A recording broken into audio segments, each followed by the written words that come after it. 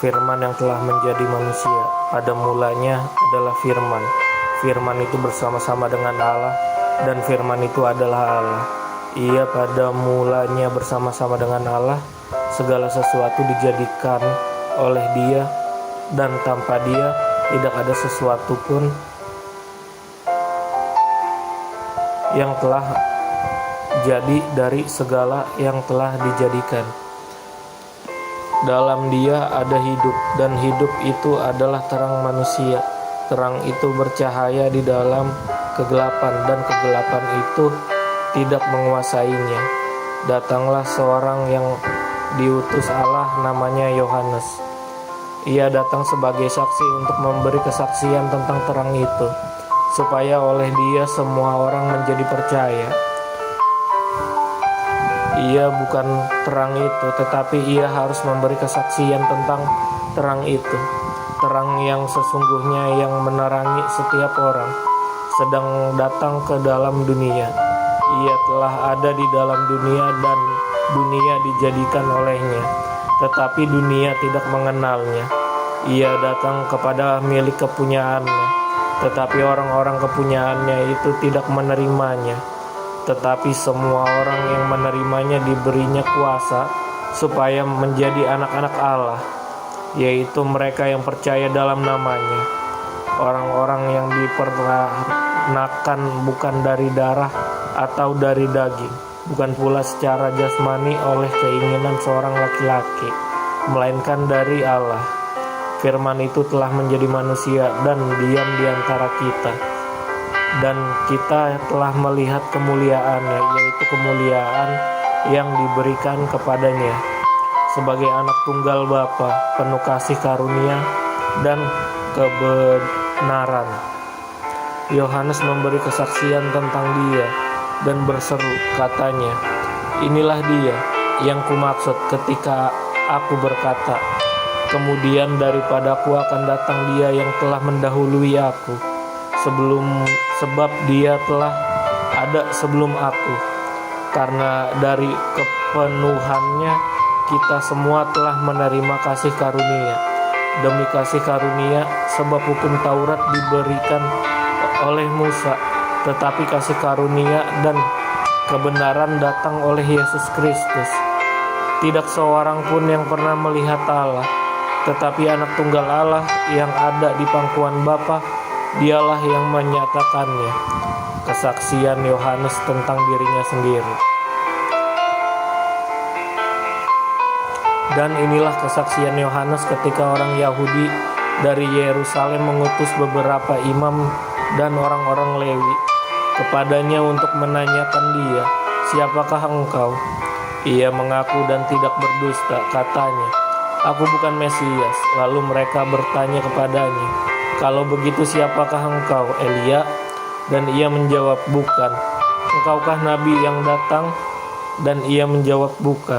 Maka kata mereka kepadanya, "Siapakah engkau? Sebab kami harus memberi jawaban kepada mereka yang mengutus kami. Apakah katamu tentang dirimu sendiri?" Jawabnya, "Akulah suara orang yang berseru-seru di padang gurun, luruskanlah jalan Tuhan, seperti yang telah dikatakan Nabi Yesaya." Dan di antara orang-orang yang diutus itu ada beberapa orang Farisi. Mereka bertanya kepadanya, katanya, "Mengapakah engkau membaptis jikalau engkau bukan Mesias, bukan Elia dan bukan Nabi yang akan datang?" Yohanes menjawab mereka, katanya, "Aku membaptis dengan air, tetapi di tengah-tengah kamu berdiri Dia yang tidak kamu kenal, yaitu Dia yang datang kemudian daripadaku. Membuka tali kasutnya pun aku tidak layak." Hal itu terjadi di Betania yang di seberang sungai Yordan, di mana Yohanes membaptis.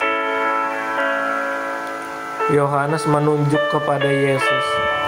Pada keesokan harinya Yohanes melihat Yesus datang kepadanya, dan ia berkata, "Lihatlah anak domba Allah yang menghapus dosa dunia. Dialah yang kumaksud ketika kukatakan, kemudian daripadaku akan datang seorang yang telah mendahului aku, sebab Dia telah ada sebelum aku. dan aku sendiri pun mula-mula tidak mengenal dia. Tetapi untuk itulah aku datang dan membaptis dengan air, supaya ia dinyatakan kepada Israel. Dan Yohanes memberi kesaksian, katanya, aku telah melihat Roh turun dari langit, seperti merpati dan ia tinggal di atasnya. Dan aku pun tidak mengenalnya, tetapi dia yang mengutus aku untuk membaptis dengan air telah berfirman kepadaku, jikalau engkau melihat Roh itu turun ke atas seseorang dan tinggal di atasnya, dialah itu yang akan membaptis dengan Roh Kudus.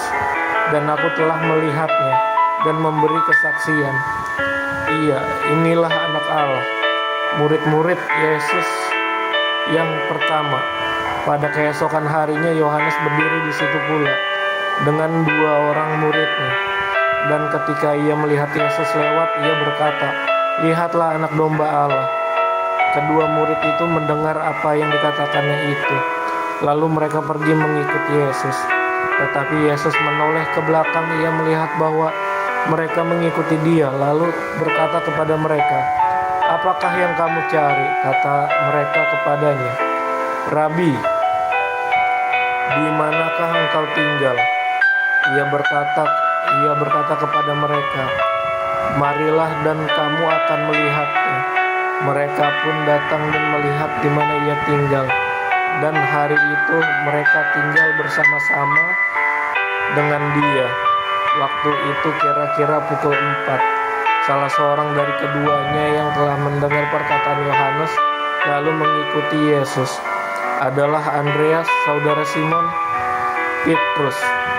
Andreas mula-mula bertemu dengan Simon, saudaranya, dan ia berkata kepadanya, kami telah menemukan Mesias. Ia membawanya kepada Yesus. Yesus memandang dia dan berkata, engkau Simon, anak Yohanes, engkau akan dinamakan Kefas, artinya Petrus. Pada keesokan harinya Yesus memutuskan untuk berangkat ke Galilea. Ia bertemu dengan Filipus dan berkata kepadanya, ikutilah aku. Filipus itu berasal dari Betsaida, kota Andreas dan Petrus. Filipus bertemu dengan Natanael dan berkata kepadanya, kami telah menemukan dia yang disebut oleh Musa dalam kitab Taurat dan oleh para nabi, yaitu Yesus anak Yusuf dari Nazaret. Kata Natanael kepadanya, mungkinkah sesuatu yang baik datang dari Nazaret? Kata Filipus kepadanya, mari dan lihatlah. Yesus melihat Natanael datang kepadanya lalu berkata tentang dia, lihat, inilah seorang Israel sejati, tidak ada kepalsuan di dalamnya. Kata Natanael kepadanya, bagaimana engkau mengenal aku? Jawab Yesus kepadanya, sebelum Filipus memanggil engkau, aku telah melihat engkau di bawah pohon ara. Kata Natanael kepadanya, Rabi, engkau anak Allah, engkau raja orang Israel. Yesus menjawab katanya, karena aku berkata kepadamu, aku melihat engkau di bawah pohon ara, maka engkau percaya. Engkau akan melihat hal-hal yang lebih besar daripada itu. Lalu kata Yesus kepadanya, aku berkata kepadamu, sesungguhnya engkau akan melihat langit terbuka dan malaikat-malaikat Allah turun naik kepada Anak Manusia.